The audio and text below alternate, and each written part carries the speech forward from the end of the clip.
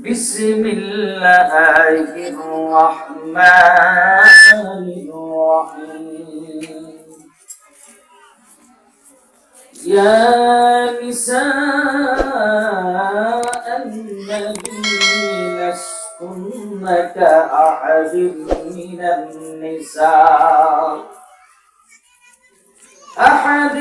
من النساء إن اتقيتن فلا تخضعن بالقول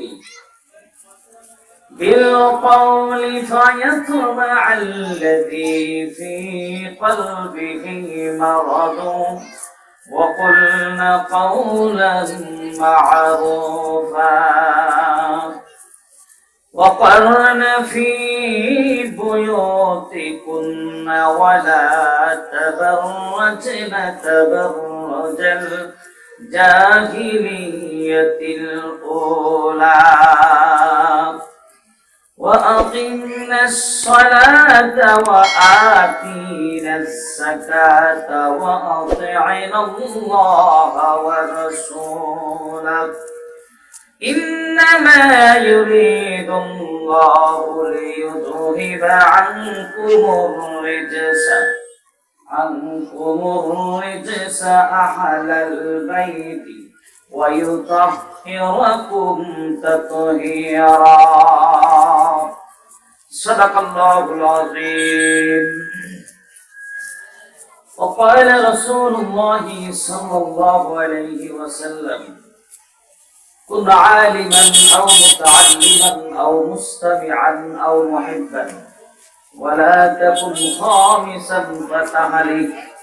وقال رسول الله صلى الله عليه وسلم: طلب العلم فريضة على كل مسلم، أو كما قال عليه الصلاة والسلام. وقال تعالى في شان حبيبه: إن الله وملائكته يصلون على النبي يا أيها الذين آمنوا صلوا عليه وسلموا تسليما. সকলে আমরা মুহাব্বতে দুরূদে ইব্রাহিম করি। আল্লাহুম্মা সাল্লি আলা মুহাম্মাদিন وعلى آل محمد كما صليت على إبراهيم وعلى آل إبراهيم إنك حميد مجيد. اللهم بارك على محمد وعلى آل محمد كما باركت على إبراهيم وعلى آل إبراهيم إنك حميد مجيد. بلغ العلا بكماله كشف الدجى بجماله حسنت جميع خصاله صلوا عليه وآله. नहीं दो जहां में বিগত বছর এই জায়গাটার মধ্যে একটা ডিস্টার্ব করেছে। এই ইউটিউবে এখনো বয়ান আছে, এই বয়ান এখনো আছে। তোমাদের আওয়াজ এত সুন্দর, নাই ডিজে নাই, কিছু নাই, রিভার্ব নাই, গলা টানে না। বিগত বছর এখান থেকে মাইকটা আমি বন্ধ করে গেছি, গলাটা বন্ধ করে নিয়ে গেছি, আওয়াজ বন্ধ হয়ে গেছে। মাইক সুন্দর করো। नहीं दो जहां में मिसाल मोहम्मद जमाले खुदा है कमाले मोहम्मद बलगल अला बिकमालिही कशफत दुजा बिजमालिही हसनत जमीअ खसालिही सल्लल्लाहु अलैहि व आलिहि।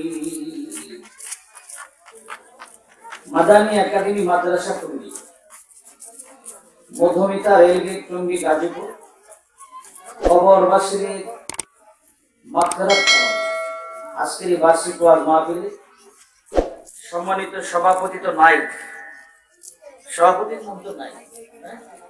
একটা মাহফিলের যে কোনো বিষয়ে, যে কোনো মজলিসের একজন সভাপতি প্রয়োজন। একজনকে ঠিক করে নেবেন, সভাপতি একজন ঠিক করে নেবেন। কারণ প্রতিটা মাহফিলে একজন সভাপতি প্রয়োজন। আলোচনা করবেন জাতির রাহবার হযরত উলামায়ে কেরাম। আমার সামনে উপস্থিত অত্র এলাকার সর্বস্তরের ইসলাম প্রিয় ভাইয়েরা, পর্দার অন্তরালে অবস্থানরত অত্যন্ত আমার শ্রদ্ধেয় মা ও বোনেরা, মহান মালিকের দরবারে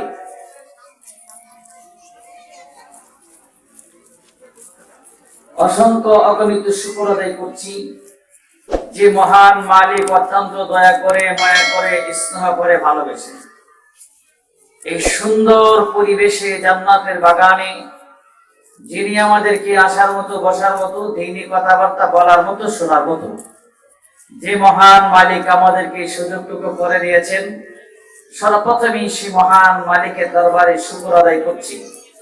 সকলেই উচ্চ আওয়াজে বলিষ্ঠ কণ্ঠে বলে আলহামদুলিল্লাহ। আর একটু জোরে বলে আলহামদুলিল্লাহ। আল্লাহ তাআলা কাউকে মসজিদের ভিতরে ঢুকিয়ে দেন, মসজিদ থেকে আল্লাহ বের করে দেন। আবার কেউ মসজিদের পাশ দিয়ে চলে যায়, কিন্তু মসজিদে ঢুকতে পারে না। মানুষ কিন্তু দুজনেই মানুষ। কেউ জান্নাতের বাগানে ঢুকে যায় আর উঠতে চায় না, আবার কেউ জান্নাতের বাগানের আশেপাশে ঘুরে কিন্তু ঢুকতে পারে না। জোরে কোন ঠিক কিনা?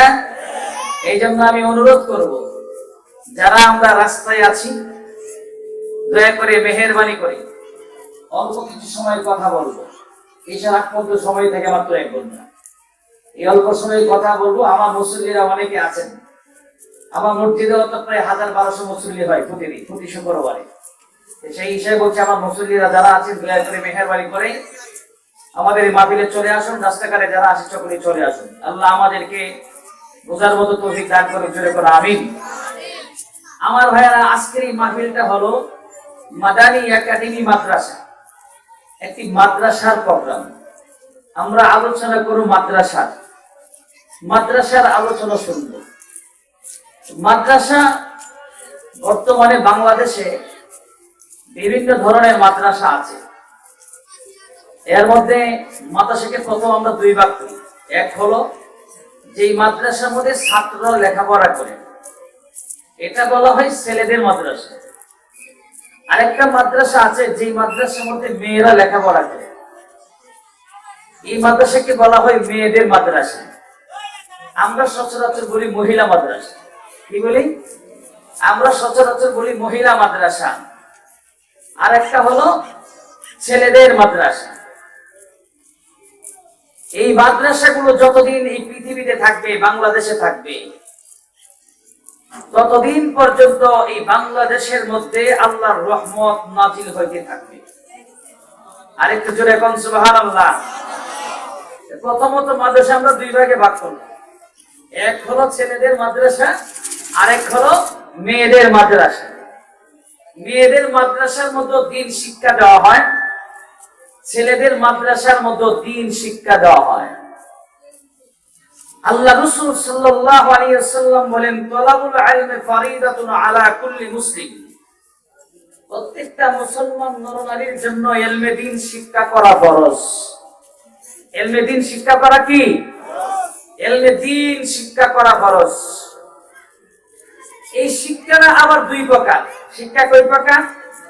ভালো করে বুঝবেন, শিক্ষাটা 2 প্রকার। এক প্রকার শিক্ষা হলো দুনিয়াবী শিক্ষা, যেটাকে জাগতিক শিক্ষা বলি আমরা। আরেক প্রকার শিক্ষা হলো আখিরাতের শিক্ষা, যেটাকে আমরা দ্বীনি শিক্ষা বলি।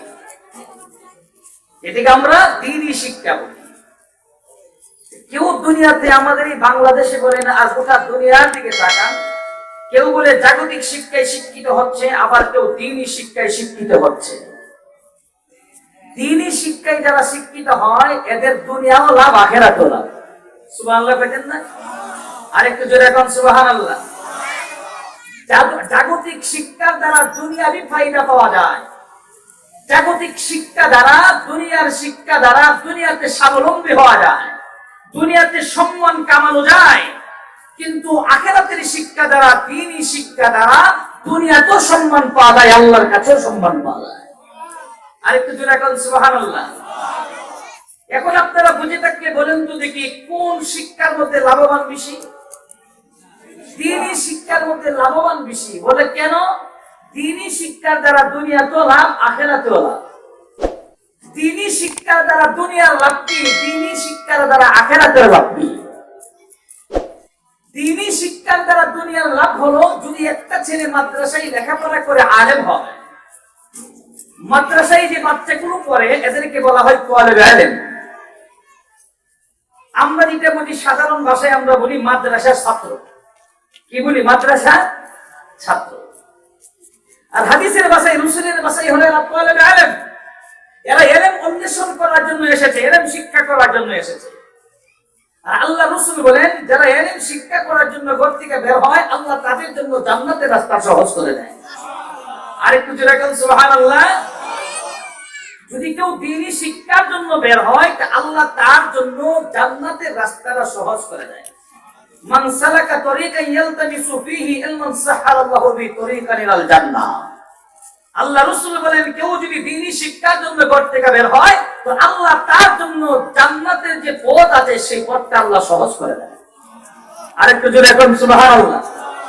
এন বুঝে থাকলে বলেন আমাদের যে বাচ্চাগুলো আমরা মাদ্রাসায় দিয়েছি, মাদানী একাডেমি মাদ্রাসা হোক, নেকবর আলী দারুল উলুম মাদ্রাসা হোক, সৌদুল হীরা মাদ্রাসা হোক, অথবা আমাদের আশেপাশে অনেক মাদ্রাসা আছে, আমরা আমাদের বাচ্চাগুলো মাদ্রাসায় দেওয়ার সঙ্গে সঙ্গে লাভটা কি হলো?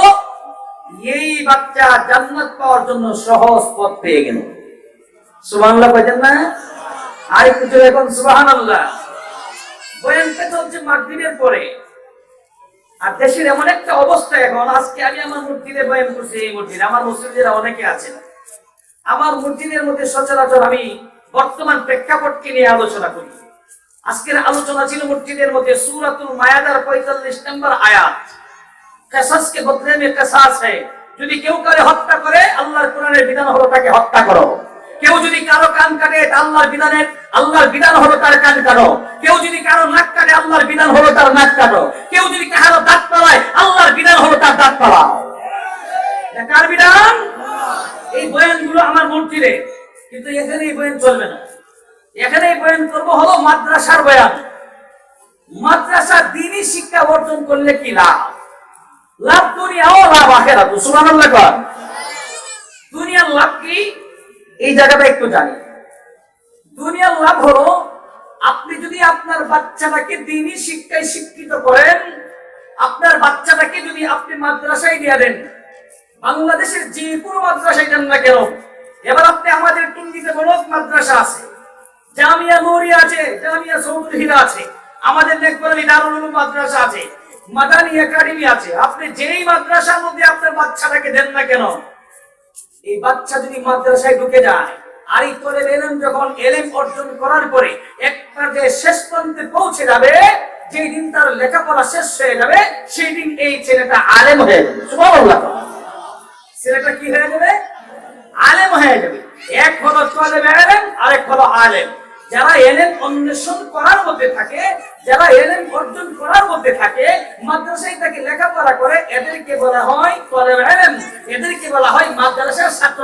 কিন্তু একটা সময় আছে যেই সময় বাচ্চাগুলো লেখাপড়া শেষ করার পরে সে চাকরিতে ঢুকে যায়। কেউ মসজিদের ইমামতি করে, কেউ মাদ্রাসায় হাদিসের দরস দেয়, কেউ আবার দ্বীনি লাইনে মেহনত করে। বাংলাদেশের বিভিন্ন প্রান্তে, বাংলাদেশ ছেড়েও বিভিন্ন জায়গায় আওয়াম লোকদেরকে দ্বীনের দাওয়াত দিচ্ছে। আবার কেউ আছে মসজিদের ভিতরে তালিম দেয়, কেউ মাদ্রাসার বা মসজিদের বাহিরে তালিম দেয়। এই আলেমগুলো যখন আলেম হয়ে যায় তো এদের এই এলেম শিক্ষা করার দ্বারা দুনিয়ার লাভ হলো এই আলেম কখনোই দুর্নীতিতে লিপ্ত হবে না। এই আলেম কোনোদিন দুর্নীতিতে লিপ্ত হবে না। সেই আলেম কোনোদিন চুরির মধ্যে লিপ্ত হবে না। সেই আলেম কখনোই দর্শনের মধ্যে লিপ্ত হবে না। এই আলেম এলেম শিক্ষাই করেছে। এই দুনিয়ার মধ্যে লাভ হলো সে দুনিয়ার মধ্যে যত খারাপি আছে, যত দুর্নীতি আছে, সমস্ত দুর্নীতি থেকে আল্লাহ তাকে হেফাজত করবে, কারণ তার ভিতরে দ্বীনি ইলম ঢুকে গেছে। সুবহানাল্লাহ বলেন না? আরেকটু জোরে বলুন সুবহানাল্লাহ।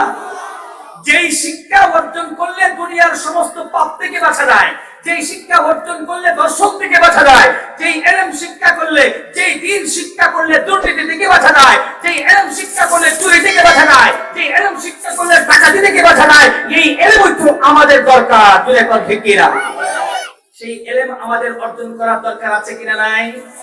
আরেকটু জোরে কোন আছে কিনা নাই? অনেক মানুষ আছে তাদের মনের চিন্তা হলো এই ইলমে দ্বীন শিক্ষা করার পরে, মাদ্রাসায় লেখা করার পরে শুধু লাভ হলো মা বাবার জানাজার নামাজটা করাই দিতে, মা বাবার লাভ। এই বাচ্চাটার তো কোনো লাভ নাই। বাচ্চা তো 5 থেকে 10,000 টাকার বেতনে চাকরি করবে, 15,000 টাকার বেতনে মসজিদে চাকরি করবে। এই জমানায় তো 15,000 টাকা দিয়ে সংসার চালানো সম্ভব না। সুতরাং এই দ্বীনি শিক্ষার দ্বারা দুনিয়াতে কোনো লাভ হচ্ছে না। আরে তুমি যে লাভটা দেখছো, এই লাভটা হলো অর্থনৈতিক লাভ, দুনিয়ার অর্থনীতির লাভ তুমি দেখলা, কিন্তু দুনিয়া থেকে চলে যেতেই হবে, একদিন না একদিন তোমাকেও বিদায় হতে হবে। তোমার যে ছেলেকে তুমি দ্বীনি শিক্ষায় দিয়েছো, সেই ছেলে একদিন বিদায় হয়ে যাবে। তুমি অর্থনৈতিক লাভ দেখলা, কিন্তু এই ছেলে যে সব ধরনের পাপাচার থেকে মুক্ত থাকবে, সেই লাভটা তুমি দেখলা না? যেরকম ঠিক কিনা? আরেকটু যেরকম ঠিক কিনা? প্রতিটা মা বাবাই চাই পৃথিবীতে আমার সন্তানটা সমস্ত পাপাচার থেকে মুক্ত থাকো, আমার সন্তানটা একটা ফুলের মতো পবিত্র থাকো, আমার ছেলের যেন, আমার ছেলের সুরে যেন এক ফোঁটা পরিমাণ দুর্নীতিমূলক কোনো খারাপই থাকো, আমার সন্তানটার মধ্যে যেন না পড়ে। আমি অপরাধ করেছি, আমি করি, কিন্তু আমার সন্তান যেন মুক্ত থাকে। জোরে পড়বে কিনা? প্রতিটা মা বাবার এই চিন্তা থাকে। যদি এই চিন্তা যেই মা বাবা তার ভিতরে লালন করে, সেই মা বাবাকে আমি বলবো, আপনি আপনাদের সন্তানগুলোকে দ্বীনি শিক্ষায় শিক্ষিত করো, দুনিয়াতেও লাভ, আখিরাতেও লাভ।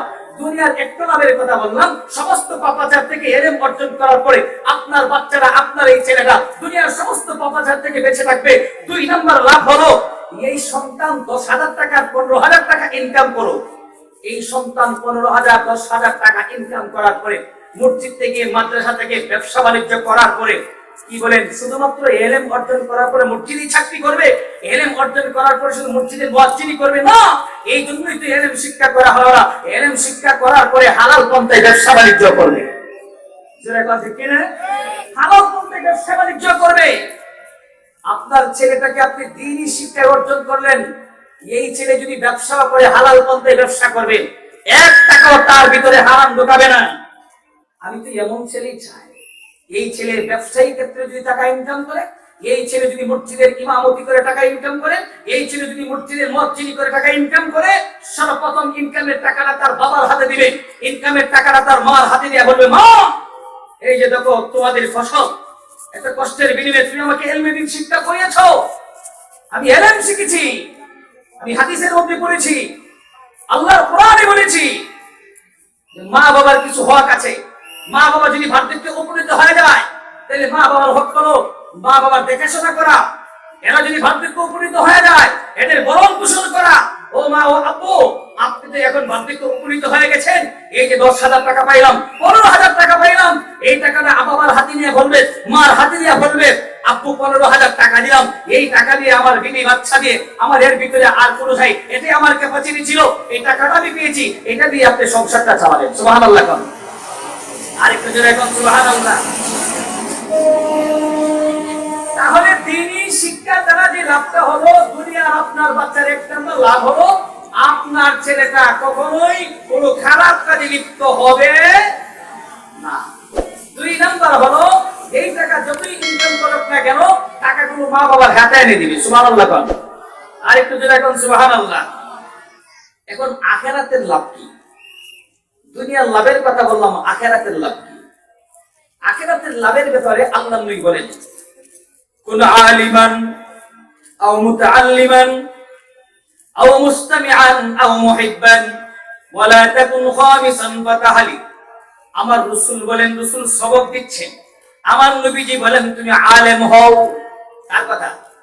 নবীজি বলেন তুমি আলেম হও, আলেমের ছাত্র হও, আলেমের কথা শোনো, আলেমদেরকে মুহাব্বত করো।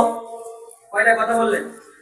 রাসূল 4টা কথা বলছেন। তুমি আলেম হও, আলেমের ছাত্র হও।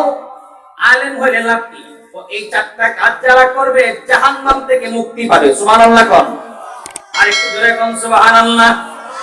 রাসূল বলেন যদি তোমরা জাহান্নাম থেকে মুক্তি পেতে চাও তাহলে আলেম হও, জাহান্নাম থেকে যদি মুক্ত হতে চাও তাহলে আলেমের ছাত্র হও, জাহান্নাম থেকে যদি মুক্তি পেতে চাও তাহলে আলেমদের কথা শোনো, জাহান্নাম থেকে যদি মুক্তি পেতে চাও তাহলে আলেমদেরকে ভালোবাসো, যদি আলেম হও তাহলে জাহান্নাম থেকে মুক্তি পাইবা, যদি আলেমের ছাত্র হও তাহলে জাহান্নাম থেকে মুক্তি পাইবা, যদি আলেমদের কথা শুনে জীবন যাপন করো তাহলে তুমি কি পাইবা? জাহান্নাম থেকে মুক্তি পাইবা। যদি আলেমদেরকে ভালোবাসো তাহলে তুমি জাহান্নাম থেকে মুক্তি।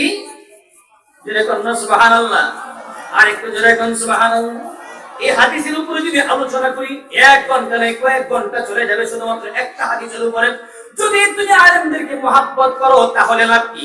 ছোট্ট একটা एग्जांपल দেই। মিশরের বাদশা ছিল ফেরাউন। মিশরের বাদশা কি? মিশরের বাদশা ছিল ফেরাউন। তার বিবি ছিল আসিয়া।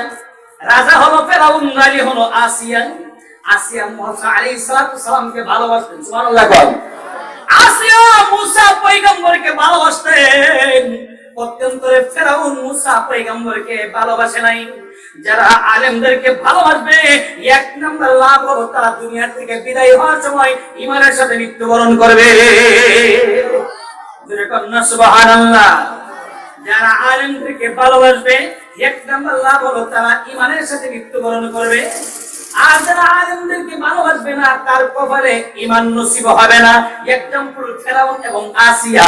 আসিয়া মুসা পয়গম্বরকে ভালোবাসতো। এই বাচ্চাটাকে বড় ভালোবাসে, বাচ্চাটাকে ভালোবাসে, মুসা পয়গম্বরকে ভালোবাসে। এই ভালোবাসার কারণে আসিয়ার ভিতর থেকে এই কথাটা বের হওয়ার কারণে বাচ্চাটাকে ভালোবাসি, মুসা পয়গম্বরকে ভালোবেসেছেন।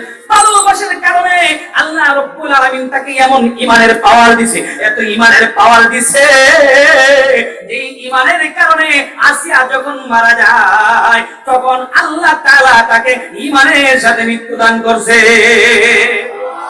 আর একটু জোরে কন্না সুবহানাল্লাহ। পক্ষান্তরে ফেরাউন বলেছিল এই ছেলেকে আমি ভালোবাসি, এই ছেলেকে আমি ভালোবাসি না। ফেরাউনকে ভালোবাসে না। আসিয়া রে, এই ছেলেই হতে পারে আমার শত্রু, এই ছেলে একদিন আমার শত্রু হতে পারে, আমার এই রাজ সিংহাসন ভেঙে খানখান করে দিতে পারে। এই আসিয়া, এই ছেলেকে আমি ভালোবাসি না, ছেলেটাকে মেরে ফেলবি। এই যে কথা বললো, মুসা পয়গম্বরকে ভালোবাসে না, এই ছোট্ট ছেলেটাকে ভালোবাসে না। না বাসার কারণে, এই কথাটা বলার কারণে আল্লাহ রাব্বুল আলামিন তার কপালে ঈমান রাখে নাই। সে বেঈমান হয়ে দুনিয়া থেকে বিদায় হয়েছে, ঈমান তার কপালে নসিব হয় নাই। জোরে কোন ঠিক কিনা? এখন আপনাদের একটা প্রশ্ন জাগতে পারে, উনি তো মুসা ছিল পয়গম্বর। মুসা ছিল কি? মুসা ছিল পয়গম্বর। এখন আলেমরা তো আর নবী না। আলেমরা তো কি না? আলেমরা তো নবী না। আসিয়া তো মুসা পয়গম্বরকে ভালোবেসেছে, এই জন্য ঈমানের সাথে মৃত্যুবরণ করেছে। আলেমরা তো আর নবী না। এখন আলেমদেরকে ভালোবাসলে কি লাভ হবে?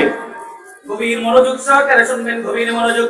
এ ভাইয়ারা আমার, আল্লাহ রাসূলুল্লাহ হাদিসের মধ্যে বলেন, আল উলামা ওয়ারাসাতুল আম্বিয়া, ইন্নাল আম্বিয়া লাম ইয়ারসু দিনার ওয়ালা দিরহামা। আল্লাহ রাসূল বলেন, উলামা ইকরাম হলো নবীগণের ওয়ারিস।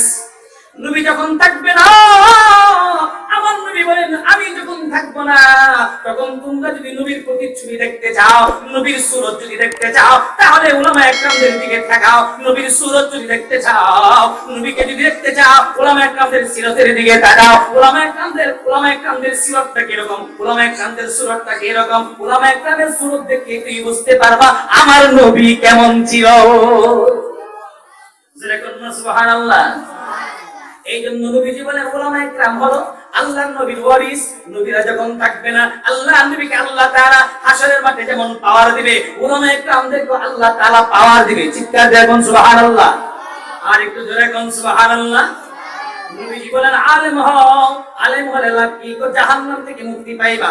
কারণ উলামা ইকরাম ওই আল্লাহর কোরআন বলছে, উলামা ইকরাম ওই আল্লাহকে সবচাইতে বেশি ভয় পায়।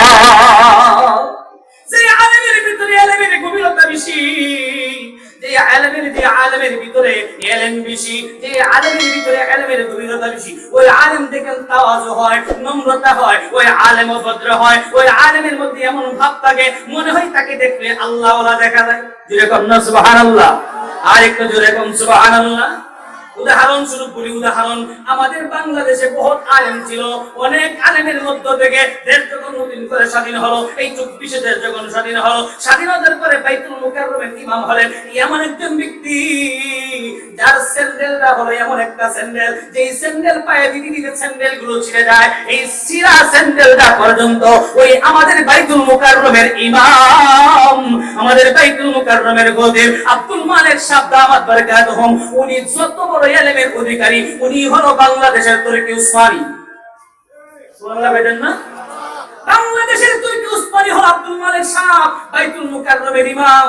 যে যত বড় আলেম, যার ভিতরে যত ইলমের অধিকার, যার ভিতরে যত ইলম আছে, সেই লোকটা তত বেশি নম্র হয়, ভদ্র হয়, তাওয়াদু হয়। আব্দুল মালিক সাহেব হুজুর জামা পরে, এমন জামা পরে মনে হয় যেন জামাটা ছিঁড়া, এমন স্যান্ডেল পরে স্যান্ডেলটাও ছিঁড়া। উনার সময় নাই, সময় দিতে পারে না। এমনকি বুখারীর দর্শের মধ্যেও যদি দাওয়াত দেওয়া হয়, যাইতে পারে না। সার্বক্ষণিক কিতাব নিয়ে পড়ে থাকে, অনেক কিতাব শুধু কিতাব নিয়ে পড়ে থাকে, বড় বড় কিতাব নিয়ে শুধু মুতালার মধ্যে থাকে। সময় নাই, সময় নাই। কারণ উনি চিন্তা করে দেখেন, 5টা মিনিট 10টা মিনিটের জন্য যদি আমি বের হয়, তাহলে আমার এই সময়টা নষ্ট হবে। এই 10টা মিনিট সময় আমি ইলমের মধ্যে মুক্ত থাকবো। জোরে কোন সুবহানাল্লাহ। আমার ভাই বড় করে বলতেন, আলেম হলো দুই প্রকার। কয় প্রকার? এক প্রকার আলেম হলো আল্লাহর কাছে আলেম, আরেক প্রকার আলেম হলো জনগণের কাছে আলেম, মানুষের কাছে আলেম। এখন প্রশ্ন হলো, উলামায়ে কেরাম হাসরের মাঠে সুপারিশ করবে, করবে কি করবে না? নবীরা যেমন সুপারিশ করবে, উলামায়ে কেরাম সুপারিশ করবে। সব আলেম কি সুপারিশ করবে কিনা? আপনাদের প্রশ্নের উত্তরগুলো আমি দিয়ে দেই। উলামায়ে কেরাম, আপনাদের প্রশ্ন হলো, সব আলেম কি হাসরের মাঠে সুপারিশ করবেন? ভাই না, সব আলেম সুপারিশ করবে না। কিছু কিছু আলেম আছে সুপারিশ করবে। আলেম এই জন্য আলেম দুই প্রকার। এক প্রকার আলেম হলো মানুষের কাছে আলেম, আরেক প্রকার আলেম হলো আল্লাহর কাছে আলেম। আল্লাহর কাছে আলেম কারা, মানুষের কাছে আলেম কারা, জানার দরকার আছে কিনা নাই? আরেকটু যেরকম আছে কিনা নাই? আপনাদের প্রশ্ন থাকবে, অনেক আলেম আছে যাদের মধ্যে মুনাফিকি আছে। যেরকম ঠিক কিনা? অনেক আলেম আছে রে যে আলেম সুদের সাথে জড়িত আছে। অনেক আলেম আছে রে যারা নামাজ পড়ে না। অনেক আলেম আছে রে যার ভাষাগত ভাবে তার ভাষা শুদ্ধ না, তার ব্যবহার, আলেমের ব্যবহার এরকম হতে পারে না। এই আলেমগুলো আপনাদের কাছে আলেম হতে পারে, এরাও কিন্তু কিতাব পড়ে আলেম হয়েছে, কিন্তু এই আলেম আল্লাহর কাছে সুপারিশ করতে পারবে না। কারণ আলেম হলো দুই প্রকার। কোন আলেম আল্লাহর কাছে সুপারিশ করবে? যে আলেম আল্লাহর কাছে আলেম হয়েছে। সুবহানাল্লাহ কোন? সেই আলেম কারা? যে আলেম ইলম অর্জন করার পরে, কোরআনের জ্ঞান ভিতরে ঢোকানোর পরে, হাদিসের জ্ঞান ভিতরে ঢোকানোর পরে, আল্লাহর নবীর হাদিসগুলো পড়ার পরে, কোরআনের আয়াতগুলো পড়ার পরে, কোরআনের তাফসীরগুলো বোঝার পরে, যে আলেম তার ইলম অনুযায়ী আমল করে। সুবহানাল্লাহ কোন? আল্লাহ যতটুকু ইলম থেকে দান করলো, সেই ইলম অনুযায়ী যে আলেম আমল করবে, আল্লাহর কাছে তিনি হলো আলেম। দেখুন না, সুবহানাল্লাহ। আল্লাহর কাছে আলেম হইছে যারা, আপনারা যদি তাদেরকে ভালোবাসেন, আপনারা যদি তাদেরকে মহব্বত করেন, এখন কথা হলো, হুজুর ওই আলেম আমরা পাবো কোথায়? এই আলেম যদি আপনি খুঁজতে চান, যে আলেম আল্লাহর কাছে আলেম হইছে, জনগণের কাছে আলেম না, মানুষের কাছে আলেম না। হুজুর খতিব সাহেব নেকবাড়ি মসজিদে বাইতুল জিহাদের খতিব সাহেব, আপনার কাছে জানতে চাই, ওই আলেম আমি কোথায় গেলে পাবো? ওই আলেম যদি খুঁজতে চান, তাহলে কওমি মাদ্রাসার মধ্যে যাবেন। কওমি মাদ্রাসার মধ্যে যেমন ইলম শিক্ষা দেওয়া হয়, কওমি মাদ্রাসার মধ্যে ইলমের সাথে সাথে আমলও শিক্ষা দেওয়া হয়। দেখুন না, সুবহানাল্লাহ। আরেকটু জোরে কোন সুবহানাল্লাহ। আমাদের দেশে বহুত আলেম আছে, বহুত মাদ্রাসা আছে, বহুত কিন্ডারগার্টেন সিস্টেম মাদ্রাসা বের হয়েছে। অনেক মাদ্রাসা আছে, যে মাদ্রাসার মধ্যে লেখাপড়া কইরা কোরআনের তাফসীর শিখা যায়, হাদিসের তরজমা শিখা যায়, কিন্তু আমল করে না। এমনও মাদ্রাসা আছে কিনা নাই? এমন মাদ্রাসা বাংলাদেশে অভাব নাই, কিন্তু আমরা এমন আলেম খুঁজবো যে আলেমের মধ্যে আমল আছে। যেটা ঠিক কিনা? শেখ সাদির একটা শের বলি, ইলমে চান্দা আকে বেস্তর খানি, ইলমে চান্দা আকে বেস্তর খানি, চু আমলদার তুরিস্তে নাদানি, চু আমলদার তুরিস্তে নাদানি। ওই ব্যক্তি হলো ইলম, যে ইলম অনুযায়ী আমল করে, আর যে ইলম অনুযায়ী আমল করে না, ওই ইলম তার কোনো কাজে আসবে না।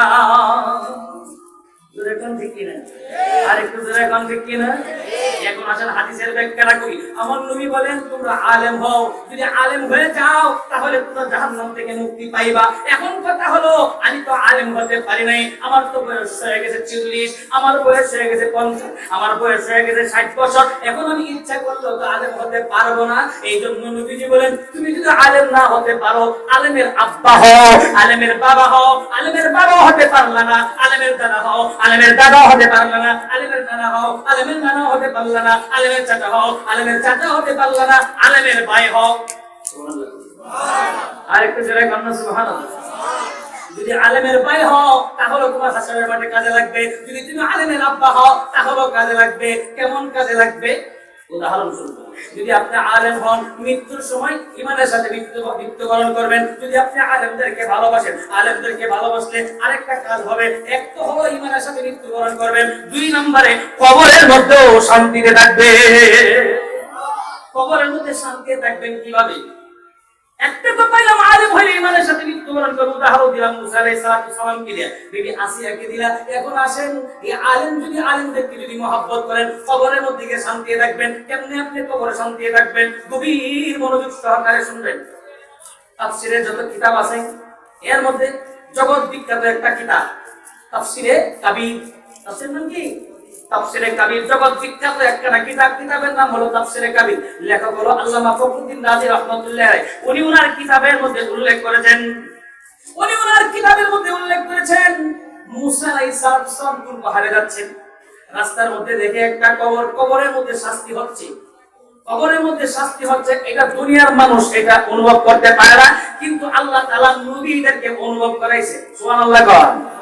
নবীদেরকে আল্লাহ কেন অনুভব করাইছেন?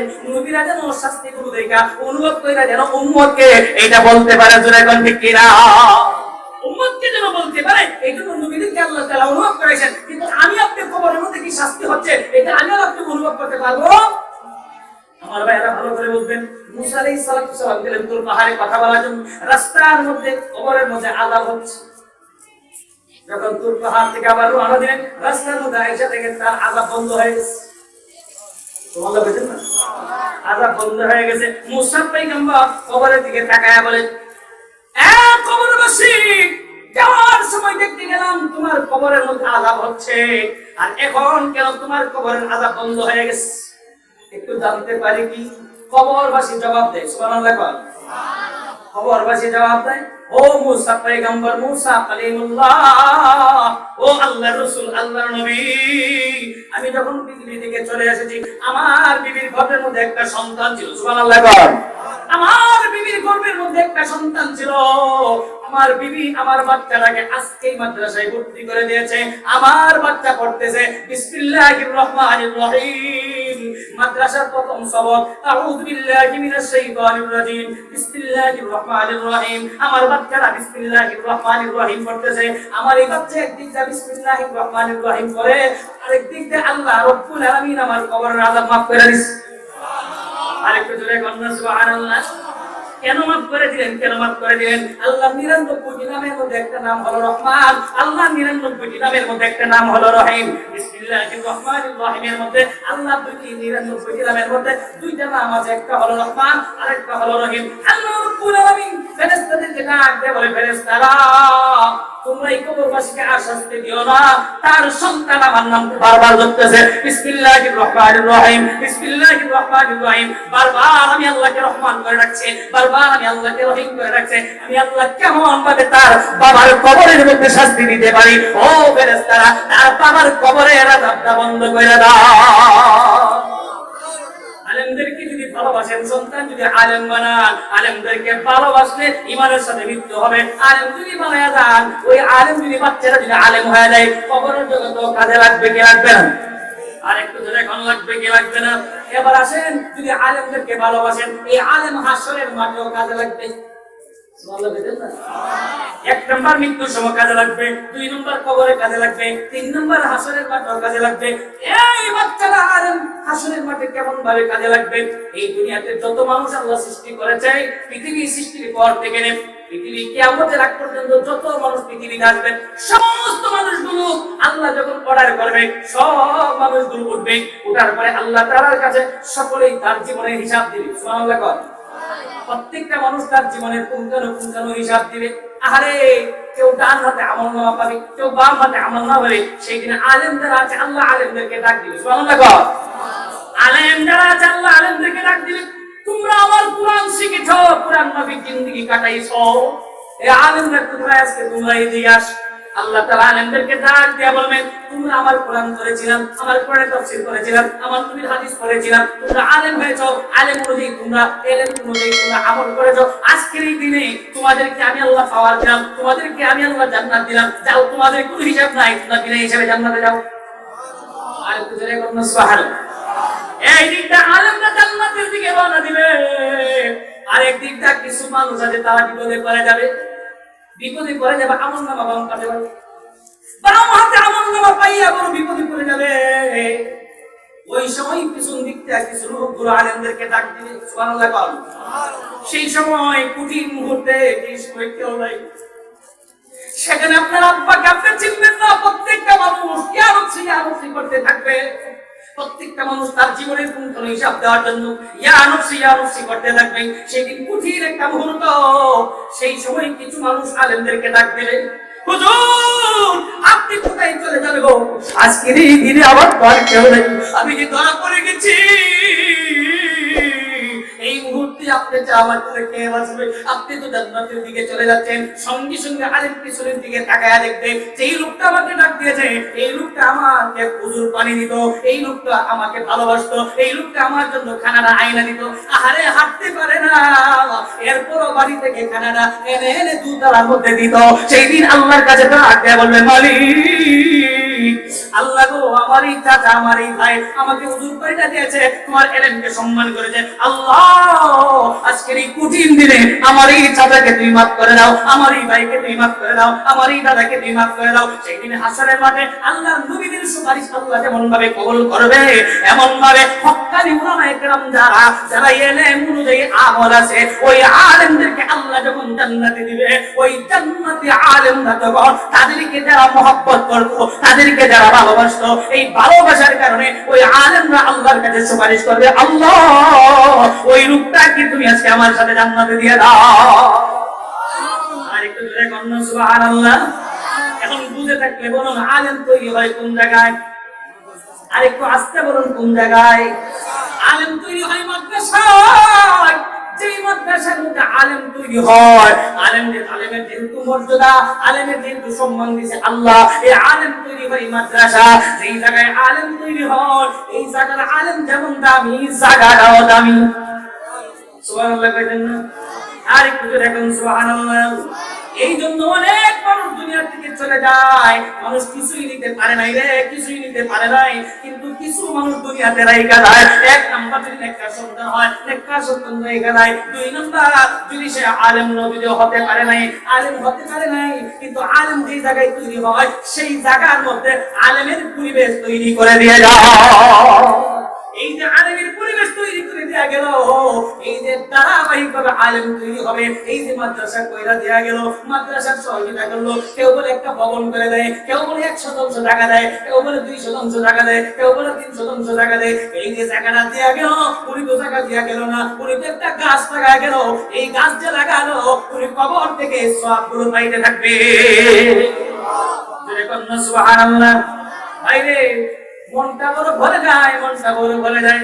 কোন মাহফিলের মধ্যে যখন যাই গিয়া, তখন মাহফিলের সভাপতি সেক্রেটারি আসে, সভাপতি আয়েশা বলে, হুজুর আপনি তো আমাদের প্রধান বক্তা, আমাদের 10% টাকা দরকার, আমাদের জায়গা নাই বাচ্চাগুলো করতে পারে। হুজুর আপনি যদি আমাদেরকে 10% টাকা যদি ব্যবস্থা করে দিতেন গো, তাহলে আজকে আমাদের জন্য একটা ভবন তৈরি হতো, আর এই জায়গা থেকে হাফেজ তৈরি হতো, আলেম তৈরি হতো। সুবহানাল্লাহ। আর একটু জোরে কোন সুবহানাল্লাহ।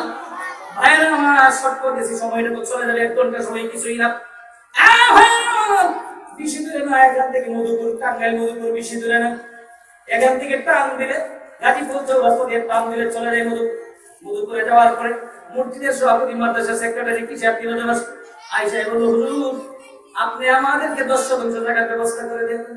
আমি বললাম, মানুষের মন মানসিকতা আসেনি, মন মানসিকতা আসেনি, মানুষ দিবই। মানুষ 100% দেওয়ার মতো এমন ইবিলিটি যদি নাও থাকে, আপনি যদি বয়ান করেন গো, আর যদি মানুষের মনটা নরম হয়ে যায়, আরে চোখ থেকে যদি পানি বের হয়ে যায়, তাহলে ওই লোকটা 100% টাকা দিয়েও দিতে পারে। সুবহানাল্লাহ। 10% টাকার দাম 10 টাকা, 1 লাখ টাকা। 10% টাকার দাম 10 লাখ টাকা। বয়ান করতেছি, মা বাবার বয়ান শুরু করলাম, মা বাবা সম্পদ দিয়ে গেছে, বিল্ডিং দিয়ে গেছে, এত কিছু দিয়ে গেছে, যেই মা বাবা এখন কবরে পড়ে আছে, মা বাবার জন্য কি 100 টাকা দিতে পারবে না? 100 টাকা যদি দাও, তাহলে তোমার মা তোমার আব্বা কিয়ামতের আগ পর্যন্ত, হাসরের মাঠে উঠার আগ পর্যন্ত তোমার মা তোমার আব্বা এই কবরের মধ্যে তাইকা তাইকা সবগুলো পাইব। এমন কোন একটা সন্তান আছে রে আজকে আমার সাথে হাত তুলবে, 100 নবীর বাগানের জন্য দিবে। সঙ্গে সঙ্গে যার ছেড়ে কিছু মুরব্বীরা আছে, সচেতন ব্যক্তিগুলো আছে, অর্থ সম্পদ বলা একটা মুদ্রা গেলে হুজুর আমি 100 টাকা দিই, সুবহানাল্লাহ কর। আর একটু জোরে গান সুবহানাল্লাহ। 100 টাকা সঙ্গে সঙ্গে বাম ছেড়ে দিয়ে কিছু লোক আবার চেয়ার নিয়ে বসে, আরেকজন বাম ছেড়ে থেকে আমি তুমি 100 করতে করতে 10 হয়ে গেল। বেশি দিনের কথা না, এই মাসের 19 তারিখের কথা বলছি। ভাইরা আমার 10 টাকা হয়ে গেল। এখন তুই টাকা রেজিস্টার করতে গেলে টাকা লাগবে। এর মধ্যে আরেকজন সামনে থেকে দাঁড়ায় বলে হুজুর আমি 100 টাকা দিব রেজিস্টার করার জন্য, সুবহানাল্লাহ কর। আরেকজন দাঁড়ায় গেছে আমি দিব 100 টাকা, আরেকজন দাঁড়ায় গেল আমি দিব 100 টাকা। তিনজন লোক তৈরি হয়ে গেল 300 টাকার জন্য রেজিস্টার করার জন্য। রেজিস্টারই হলো না। এবার আমি বলবো আপনাদের সামর্থ্য যাদের নাই 100 টাকা দিতে পারবেন না গো, 10,000 টাকা দেন, 20,000 টাকা দেন। আজকের এই ভবন তৈরি হবে, এখান থেকে পিলার তৈরি হবে। এই পিলার যতদিন থাকবে 10,000 টাকার বিনিময়ে আল্লাহ কিয়ামতের আগ পর্যন্ত আপনার কবরের মধ্যে সওয়াবগুলো পৌঁছায় দিয়ে রাখবে। জোরে বলুন সুবহানাল্লাহ। আয়ের আমার দুনিয়াটা গরস্তে আখেরাত ছিল। কত মানুষ পড়ে আছে রে বাড়ির সাথে, কত বাবা পড়ে আছে মসজিদের সাথে, মসজিদের পাশে শুয়ে আছে বাবা। এত টাকা দিয়ে গেল রে, সম্পদ দিয়ে গেল, বাড়ি দিয়ে গেল, গাড়ি দিয়ে গেল, টাকা পয়সা দিয়ে গেল, পাহাড় বানিয়ে দিয়ে গেল, কিন্তু বাবার কবরেও যায় না, বাবার জন্য 100 টাকাও দিতে পারে না। এমন কিছু কপাল পোড়া সন্তান দুনিয়াতে আছে কিনা না? এই জন্য আমি আমার ভাইদেরকে বলবো, যে জায়গার মধ্যে আলেম তৈরি হয়, আলেমরা এত দামি, এত দামি, এত দামি, আপনার জন্য যেমন তারা সুপারিশ করবে, এই আলেম যে জায়গায় তৈরি হয়, এমন একটা টাকা যদি আপনি ব্যবস্থা করে দিতে পারেন গো, হাসরের মাঠে আপনি কবরের মধ্যে থাকবেন ঠিক, কিয়ামতের আগ পর্যন্ত আপনার কবরের মধ্যে সওয়াবগুলো বসতেই থাকবে, বসতেই থাকবে। বলেন কোন আলিমান আও মুতাআল্লিমান আও মুস্তামিআন আও মুহিব্বান ওয়ালা তাকুন খামিসান ফাতাহলি। রাসূল বলেন আলেম হও, 1 নাম্বার জাহান্নাম থেকে মুক্তি পাইবা। 2 নাম্বার নবীজি বলেন আলেমের ছাত্র হও, তুমি আলেম হতে পারো নাই, আলেমের ছাত্র হয় না।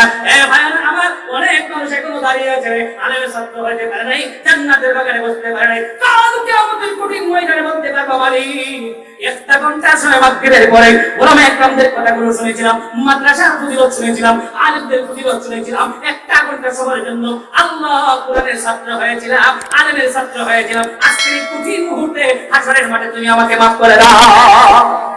রাসূল বলেন আলেম হও, আলেমের ছাত্র হও। 3 নাম্বার রাসূল বলেন আলেমদের কথা শুনো। শুধু কথা শুনলেই হবে না, আলেমদের কথা শুনে শুনে আলেমরা যা বলে তাই ব্যাপারে তোমরা আমল করবা, তাহলেই তোমরা জাহান্নাম থেকে মুক্তি পাইবা।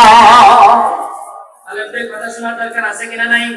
আরেকটু জোরে কোন আছে কিনা নাই? আমরা আলেম হব, আলেমদের ছাত্র হব, আলেমদের কথা শুনবো। এরপরে 4 নাম্বার নবীজি বলেন আলেমদেরকে ভালোবাসো। সুবহানাল্লাহ কর। কেমনে ভালোবাসবেন? এই যে মাদ্রাসার ছাত্রগুলো এখানে আছে, এই বাচ্চাগুলো মাদানী একাডেমি মাদ্রাসার ছাত্র ভাইরা আমার, এই মাদ্রাসার আশেপাশে যাদের বাসা আছে গো, যদি বাচ্চারা আপনার চোখের সামনে পড়ে, আপনি দোকান থেকে বাচ্চাটাকে একটা রুটি কিনে দিবেন, দোকান থেকে একটা বিস্কিট কিনে দিবেন, হাতের মধ্যে 10 টাকা দিবেন, 20 টাকা দিবেন। এই বাচ্চারা তখন আপনার প্রতি খুশি হয়ে যাবে, অন্তর থেকে খুশি হয়ে যাবে। আরে আমার চাচা, আমার ভাই আমাকে একটা রুটি দিল, 10 টাকা দিল, 20 টাকা দিল। আপনি আপনার এই তলে বেলের মুখের মধ্যে হাসি ফোটান নাই গো, আল্লাহর নবীর মুখের মধ্যে হাসি ফোটায়া দিলে। আর একটু জোরে করেন সুবহানাল্লাহ। এই জন্য প্রথমেই বলছি মাদ্রাসা 2 প্রকার, প্রাথমিকভাবে এক হলো মহিলা মাদ্রাসা, আর এক হলো পুরুষ মাদ্রাসা। এই যে মাদ্রাসা আছে মাদানী একাডেমি মাদ্রাসা, এই মাদ্রাসাকে আমরা সকলের সাপোর্ট রাখতে হবে, এই মাদ্রাসাকে আমাদেরকে ভালোবাসতে হবে, আমাদের বাচ্চাগুলো এই মাদ্রাসায় দিব। আর মাদ্রাসায় দেওয়ার পরে একজন গার্জেনের দায়িত্ব শেষ না, গার্জেনদের আরো কিছু দায়িত্ব আছে। যারা আমরা মাদ্রাসায় বাচ্চাগুলো দিয়েছি, আমাদের কিছু দায়িত্ব আছে। মাদ্রাসায় দেওয়ার পরে শুধু দায়িত্ব শেষ হয়ে যায় না। 1 নাম্বার দায়িত্ব হলো মাদ্রাসায় দেওয়ার যাওয়ার পরে 1 নাম্বার দায়িত্ব, আপনি নামাজে দাঁড়াইতে হবে, চোখের পানি ফেলাইতে হবে।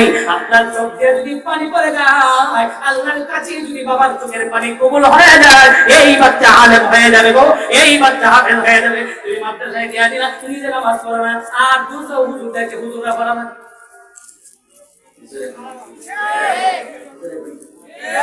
এই জন্য আমার ভাইয়ারা, মাদ্রাসায় যাওয়া আপনার দায়িত্ব শেষটা। মাদ্রাসায় যাওয়ার পরে 1 নম্বর কাজ হলো আপনি 5 ওয়াক্ত নামাজ পড়বেন, চোখের পানি ফেলাবেন। 2 নম্বর আপনার কাজ হলো আপনার বাচ্চারা ঠিক মতো লেখাপড়া করছে কিনা, নাকি সে গায়রা হাজির থাকে, নাকি সে সময় মতো মাদ্রাসায় যায় না, ঠিক মতো লেখাপড়া করে না, এইটা আপনাকে দেখাশোনা করতে হবে। 3 নম্বর দায়িত্ব হলো বাচ্চারা যদি মাদ্রাসা থেকে ছুটি হয়, বাসা আছে, এই বাচ্চারা হাতে আপনি টাচ মোবাইল দিবেন না।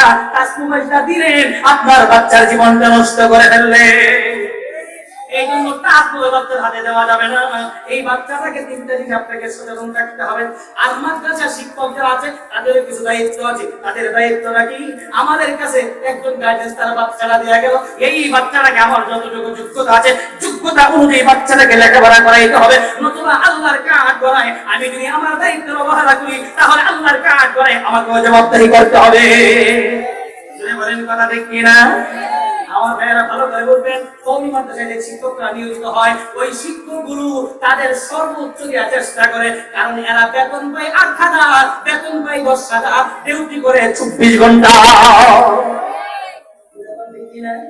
24 ঘন্টা ডিউটি করার পরে 10,000 টাকা বেতন হওয়ার পরেও এরপর 10,000 টাকা প্রতি মাসে পায় না। প্রতি মাসে 10,000 টাকা পায় না, 2 মাস 3 মাস বেতন বাকি থাকে। আমার এখানে সচেতন ব্যক্তি যারা আছো, মাদ্রাসার প্রতি মহব্বত রাখবা, মাদ্রাসার প্রতি ভালোবাসা রাখবা। যদি একজন শিক্ষক তুমি তার বেতন দিতে পারো, আর ওই শিক্ষক যদি বাচ্চাদেরকে আলিফ বিন তা ওয়া পড়া, কোরআন শরীফ হেফজ করায়, আপনি যে 10,000 টাকা শিক্ষক তাকে দিলেন, এই শিক্ষক যতগুলো হরফ পড়াইতেছে প্রত্যেকটা হরফের বিনিময়ে আল্লাহ আপনার আমলনামায় দান করবে। আলেম হও, আলেমের ছাত্র হও, আলেমদের কথা শুনো, আলেমদেরকে ভালোবাসো, ভালোবাসলেও লাভ, জাহান্নাম থেকে মুক্তি পাইবা। আলেমদের কথা শুনলেও লাভ, জাহান্নাম থেকে মুক্তি পাইবা। আলেমের ছাত্র হলো লাভ, জাহান্নাম থেকে মুক্তি পাইবা। আলেম হইল লাভ, জাহান্নাম থেকে মুক্তি পাইবা। পুরুষ মাদ্রাসার কিছু কথা বললাম, কিন্তু আয়াত দিছি মহিলা মাদ্রাসা। কোন মাদ্রাসা? আয়াত দিছি মহিলা মাদ্রাসা। আমাদের এই জায়গার মধ্যে মহিলা মাদ্রাসা একটা না, একাধিক মহিলা মাদ্রাসা আছে। আমার মসজিদের ইমাম সাহেব এক মাদ্রাসায় হাদিসের কিতাব পড়া, অনেক বড় আলেম। আমার ভাইরা, আমার মসজিদের ইমাম সাহেব হাদিউজ্জামান সাহেব, মুফতি হাদিউজ্জামান সাহেব, উনিও মাদ্রাসার মধ্যে হাদিসের কিতাবগুলো পড়ায়। মহিলা মাদ্রাসা 20 বছর আগে মহিলা মাদ্রাসা ছিল না বাংলাদেশে, 20 থেকে 25 বছর আগে মহিলা মাদ্রাসা ছিল না। এই মাদ্রাসা যেই জায়গার মধ্যে হয়েছে, এই জায়গার মধ্যে আল্লাহর রহমত নাযিল হয়েছে। সুবহানাল্লাহ। আর একটু জোরে কোন সুবহানাল্লাহ। এইদিকে আমার পিছনে একটা মাদ্রাসা আছে, মাদ্রাসার নাম জানি উচ্চতালি মাদ্রাসা না, উচ্চতালি মহিলা মাদ্রাসা একটা আছে, তাহলে হাদিস পর্যন্ত বড় বড় আলেমরা এখানে এসে বয়ান করে। এখানে হাদিসের কিতাবগুলো পড়া হয়, বুখারী শরীফ পড়া হয়। যিনি বুখারী পড়ায় তাকে শাইখুল হাদিস বলা হয়। এই বাচ্চাদেরকে 4টা জিনিস শিক্ষা দেওয়া হয়। এই হাদিসটা পড়ছি কোরআনের মধ্যে, আল্লাহ বলেন, ইয়া নিসাআন নাবিয়্যি লাস্তুন্না কাআহাদিন মিনান নিসা ইন ইত্তাকাইতুন্না ফালা তাখদুআনা বিল কওলি ফায়াতমাআল্লাযী ফী কলবিহি মারাদু ওয়া কুলনা কাওলান মা'রুফা ওয়া কারনা ফী বুয়ুতিকুন্না ওয়া লা তাবাররাজনা তাবাররুজাল জাহিলিয়াতিল উলা ওয়া আকিমিনাস সালাতা ওয়া আতিনাস যাকাতা ওয়া আতি'নাল্লাহা ওয়া রাসূলাহু। আল্লাহ রাব্বুল আলামিন সূরাতুল আহজাবের 32 এবং 33 নম্বর আয়াতের ভিতরে নারীদেরকে 5টা সবক দিয়েছেন। কয়টা? আর একটু জোরে কোন কয়টা? আল্লাহ রাসূল মহিলাদেরকে সবক দিয়েছেন 4টা। আল্লাহ সূরাতুল আহজাবের মধ্যে সবক দিয়েছে 5টা। মহিলা মাদ্রাসার কথাও কিছু বলে নাই, যেহেতু আজকে শুধু আলোচনা নিছি মাদ্রাসা নিয়ে। বাবারা আমার, আপনার ছেলেটাকে যেমন মাদ্রাসায় দিবেন গো, আপনার মেয়েটাকে মহিলা মাদ্রাসায় দিবেন। মহিলা মাদ্রাসায় দিলে দুনিয়া তো লাভ, আখিরাত লাভ। দুনিয়ার লাভ কি, আখিরাতের লাভ কি, জানার দরকার আছে কিনা নাই? মেয়েটাকে মহিলা মাদ্রাসায় দিলে লাভ, মহিলা মাদ্রাসায় দিলে দুনিয়া তো লাভ, আখিরাত লাভ। বুঝিছেন আছে? এই মাদ্রাসা একাডেমিতে আছে, কি বুঝতে বলে না? এই মাদ্রাসার মধ্যে মহিলা শাখা আছে। আমার এই মাদ্রাসার মতো মহিলা শাখা আছে, আপনার বাচ্চাটাকে নুরানিতে ভর্তি করে দিবেন। আপনার বাচ্চাটাকে যদি এই একাডেমির মধ্যে ভর্তি করে দেন, তাহলে আপনার বাচ্চারা সুন্দর করে আলিফ মিম তা শিখবে, শুদ্ধ করে আলিফ মিম তা শিখবে। এই বাচ্চারা যদি এখান থেকে পরে যদি আলেমা হয়ে যায়, হাফেজা হয়ে যায়, দুনিয়াতে লাভ আখিরাতে লাভ। দুনিয়ার লাভ কি আখিরাতের লাভ কি? দুনিয়ার লাভ হলো এই মেয়েটাকে যখন বিবাহ দিবেন, তখন আপনার বাড়ির মধ্যে কোনো আজে বাজে ছেলে আসবে না। আপনার বাড়ির মধ্যে বিবাহের জন্য প্রস্তাব নেওয়ার জন্য কোনো ভালো ছেলে আসবে, খারাপ ছেলে আসবে না। যদিও ছেলেটা জেনারেল শিক্ষিত হয়, কিন্তু জেনারেল শিক্ষিত হইলেও ছেলেটার মাথার মধ্যে টুপি থাকবে, মুখের মধ্যে দাড়ি থাকবে, গায়ের মধ্যে পাঞ্জাবি থাকবে। এই ছেলেটা একটা ওয়াক্ত নামাজও ছাড়বে না, অথচ ছেলেটা বিসিএস পাস। এই ছেলেরা আপনার বাড়ির মধ্যে আসবে। মানুষ তো মনে করে মহিলা মানুষে করাইলে আমার লাভটা হবে কি, আমার মেয়েটা তো আধুনিক হতে পারবে না। আপনার এই মেয়েটাকে যদি মহিলা মাদ্রাসায় করান, এই মেয়ের উসিলায় আপনার বাড়িতে একজন মুহাদ্দিস আসবে, এই মেয়ের উসিলায় আপনার বাড়িতে একজন হাফেজে কোরআন আসবে, এই মেয়ের উসিলায় আপনার বাড়িতে ভালো একজন আলেম আসবে, অথবা জেনারেল শিক্ষিত ভালো দিনদার একটা ছেলে আপনার বাড়িতে আসবে। আইসাই কিন্তু আপনার বাড়ির মধ্যে কোনো যৌতুক ছাবে না। আইসাই বলবে আমি শুধু মেয়েটাকে দেখতে চাই, আর কিছু চাই না। যদি মেয়েটা ভালো হয়, আমি বিসমিল্লাহ কবুল বলবো, আপনার মেয়ে বিসমিল্লাহ কবুল বলবে, দেওয়া হবে, নিয়ে যাবো। একটা টাকাও লাগবে না, মা বাবার একটা টাকাও লাগবে না। দুনিয়ার লাভ হলো মেয়েকে বিবাহ দেওয়ার জন্য কোনো টেনশন করা লাগবে না। এই মেয়েকে মাগনা বিনা টাকায় স্বামী তাকে নিয়ে যাবে। সুবহানাল্লাহ। এবং মেয়ে যদি 4টা হয় কোনো সমস্যা নাই, মেয়ে যদি 5টা হয় কোনো সমস্যা নাই, মেয়ে যদি 7টা হয় কোনো সমস্যা নাই। কারণ মা বাবার পিঠাও বিক্রি করতে হবে না, রিক্সাও বিক্রি করতে হবে না, ভ্যান গাড়ি বিক্রি করতে হবে না, দোকানও বিক্রি করতে হবে না। এমন ছেলে পাবে যেই ছেলেটা হাফেজে কোরআন মসজিদে তারাবির নামাজ পড়াবে, আর আপনি মেয়ে দিয়ে একটা হাফেজে কোরআন পাইবে। এই জন্য ছেলেটাকে যেমন মাদ্রাসায় দিবেন, মেয়েটাকে মাদ্রাসায় দিবেন। দুনিয়ার লাভ হলো কোনো টেনশন নাই, আখিরাতের লাভ হলো আমার নবীজি বলেন মেয়ে একটা হলো রহমত শুরু হয়ে গেল, দুটো মেয়ে হলো ডবল রহমত শুরু হয়ে গেল। আমার নবীজি বলেন 3টা মেয়ে যদি হয়, আর এই 3টা মেয়ে যদি মানুষের মতো মানুষ হয়, মুত্তাকি হয়, আল্লাহ ওয়ালি হয়, আর এই 3টা মেয়েকে যদি দিনদার ছেলে দিকে বিবাহ দেয়, আর দিনদার ছেলের কাছে বিবাহ দেওয়ার কারণে ওই 3টা মেয়ের ছেলে আল্লাহ তাআলা আম্মা আব্বাকে জান্নাতে দিয়া দিবে। দুনিয়াতে আখিরাতেও মেয়ে পড়াইলে দুনিয়াতে আখিরাতেও। আপনি এমন শিক্ষা দিলেন, যেই মাত্র বিবাহ দিতে গেলে লাগবে 10 লাখ, টাকা লাগবে 5 লাখ, টাকা লাগবে 10 লাখ, এরপরও শান্তি নাই, এরপরও বিয়ের মনের মধ্যে খুশি না। এই যে আমার সাবেক সভাপতি মোহাম্মদ আলী মোল্লা সাহেব এসে বলছেন, আমার সভাপতি পিছনে বসা আছে, আমার সেক্রেটারি পিছনে বসা, আমি সবাইকে দেখছি। আমার ভাইয়েরা গভীর মনোযোগ সহকারে শুনবেন, গভীর মনোযোগ সহকারে শুনবেন। যদি আল্লাহ মেয়ে দিয়ে থাকে টেনশন নাই, মহিলা মাদ্রাসায় দিয়ে দিবেন, লাভ আছে কিনা নাই? আল্লাহ বলছেন মহিলারা 5টা কাজ। 1 নাম্বার মহিলাদের কথাটাও বলতাম।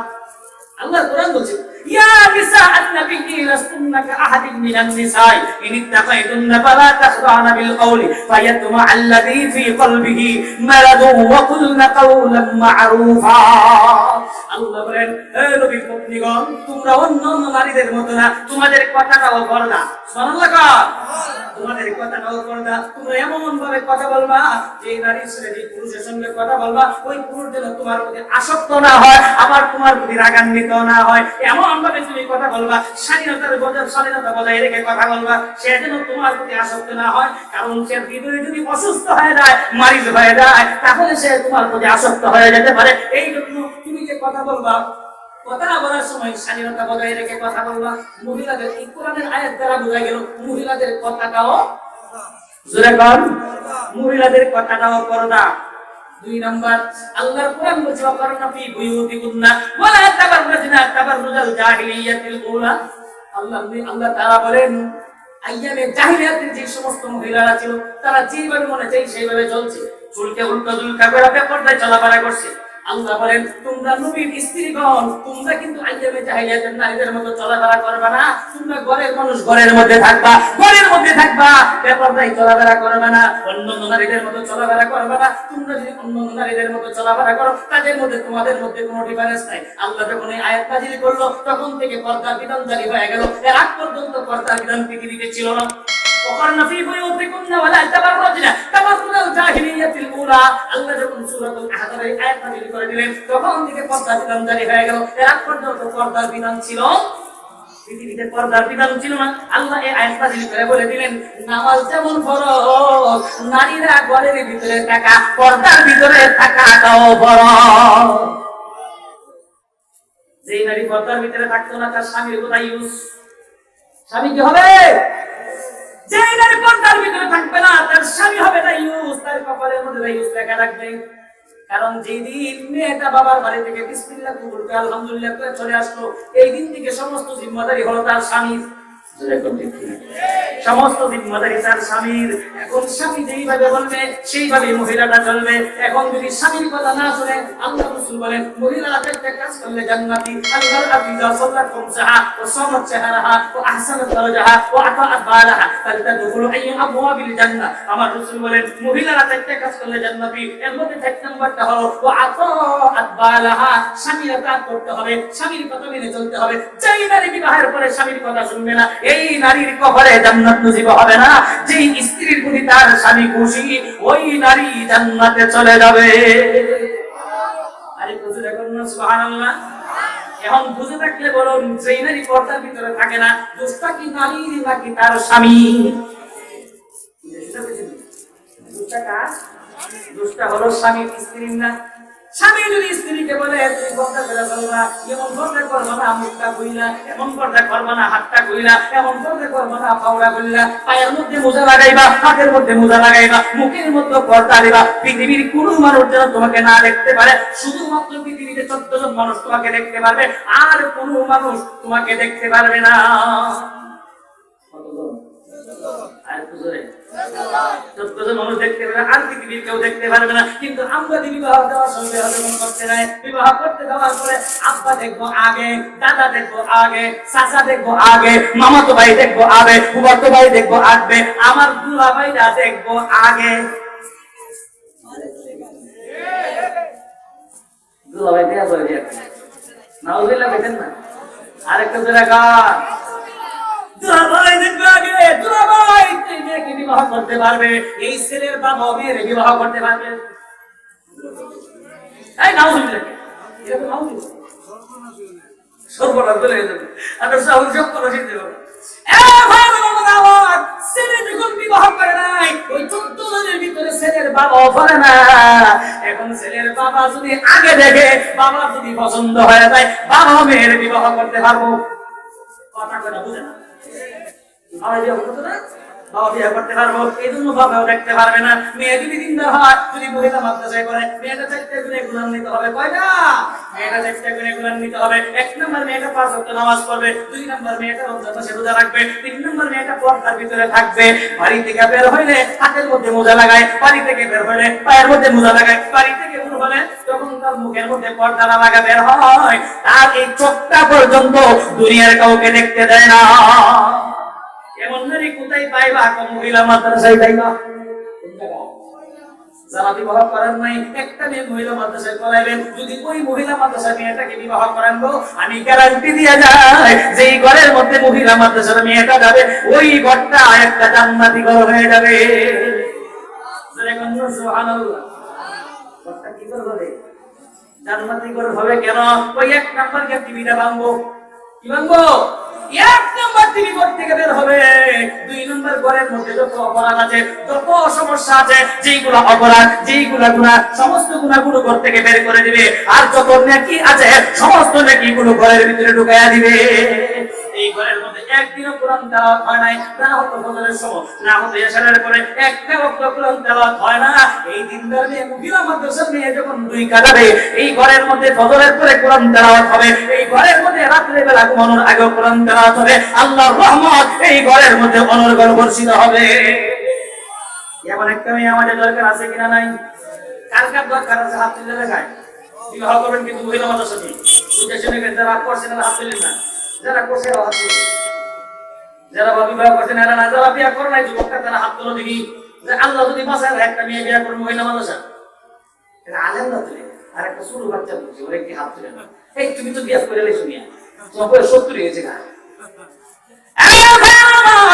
আমরা আমাদের মেয়ে মাদ্রাসায় পড়াবো, যদি মেয়ে মাদ্রাসায় পড়াই দুনিয়া তো বাবা খেলা তো রাব আর মেয়ে যদি ছেলে যদি বিয়া করে মহিলা মাদ্রাসা নিয়ে তাহলে আমার ঘরটা হবে জান্নাতি ঘর জোরে কোন সুবহানাল্লাহ আল্লাহ আমাদেরকে বুঝ দান করুন জোরে কোন আমিন আর একটু জোরে কোন আমিন 7টা বাজে গেছে আরাম দিচ্ছি আমার কানের মধ্যে আজান আসছে আর 2 মিনিট সময় আছে আমাকে যেতে হবে এখান থেকে কাপাসিয়া থেকে আবার যেতে হবে গফরগাঁও কাপাসিয়া প্রধান বক্তা গফরগাঁও প্রধান বক্তা কিছু করার নাই যদি পারতাম তাহলে এসারের পরে সময়টা দিতাম আলহামদুলিল্লাহ এরপর আপনারা এসেছেন কথাগুলো শুনেছেন শোনার নাম কামিয়াবে না শোনার পরে আমল করার নাম কামিয়াবি জোরে এখন ঠিক কিনা শুধু এখনই বলেন হবে নামাজ আরো বক্তারা ওয়াজ করবে আর অনেক বক্তা ওয়াজ করবে কিন্তু ওয়াজ শুনলেন ঠিক ওয়াজের জায়গা চলো আর আপনার জায়গায় চলে গেলেন না হুজুর না ওয়াজ করে আমার মেয়ে মহিলা মাদ্রাসায় দিব না হুজুর না ওয়াজ করে আমি আমার ছেলেদের মহিলা মাদ্রাসায় বিয়ে করাবো না হুজুর না ওয়াজ করে আমার ছেলে মাদ্রাসায় দিব না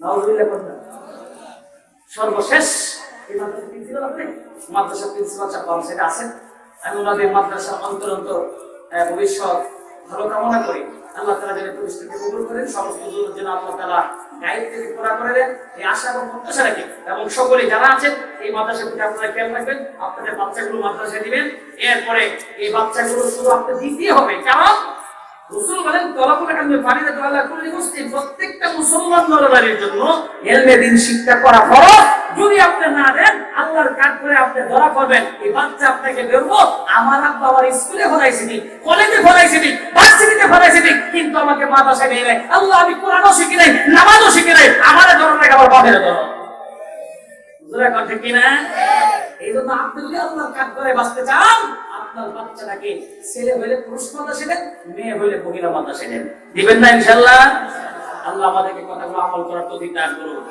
ওয়া আখির দাওয়ানা আলহামদুলিল্লাহি রাব্বিল আলামিন আমাদের মাদ্রাসার মাহফিল আমাদের নেকবর আলী দারুল উলুম মাদ্রাসার মাহফিল বাইতুল জিহাদ মনিদায় মসজিদের মাহফিল এই সামনের মাস 2026 এর 8 জানুয়ারি ইনশাআল্লাহ আমাদের এখানে বড় একজন আল্লামা সাল্লামা আনোয়ার হোসেন চিশতি অনেক বড় বুজুর্গ কয়েকটা মাদ্রাসায় বুখারী পড়ায় হুজুর আসবেন আমাদের মসজিদের সামনে মাহফিল হবে সকলকে দাওয়াত দিলাম সকলে থাকবেন তো ইনশাআল্লাহ এই কে থাকবেন না দেখি থাকবেন না দাদা কে থাকবেন হাত তুলে দেখা আল্লাহু আকবার আল্লাহ আমাদের মাহফিলকে কবুল করো এই মাহফিলকে কবুল করো আমাদের মাদ্রাসাকে কবুল করো এই মাদ্রাসাকে কবুল করো গোটা পৃথিবীর সমস্ত মাদ্রাসাকে কবুল করো আর একটু জোরে বলেন আমিন সর্বশেষ আরেকটা দাওয়াত দিয়ে বিদায় নিচ্ছি আগামী জানুয়ারির 2 তারিখ থেকে বিশ্ব ইজতেমা শুরু হচ্ছে এলাকার যারা আছেন সকলে বিশ্ব ইজতেমায় থাকবেন আমরা কিন্তু একটা কথা বলে বাড়ির গুলো গালার গাছ তাই না বাড়ির পাশে টুঙ্গি ইজতেমা আমরা যাইতে পারি না এইজন্য সকলে স্বতঃস্ফূর্তভাবে 2 তারিখ থেকে ইজতেমার মাঝে থাকবো ইনশাআল্লাহ 3 দিন মাঠে থাকবো সেখান থেকে যে ফায়দা নেওয়ার সমস্ত ফায়দা নিয়ে এরপরে উলামা একরামদের বয়ান শুনে আমরা আমাদের বাড়িতে ফিরবো আল্লাহ তাআলা আমাদেরকে কথাগুলোর উপর আমল করার তৌফিক দান করুন আসসালামু আলাইকুম ওয়া রাহমাতুল্লাহি ওয়া বারাকাতুহু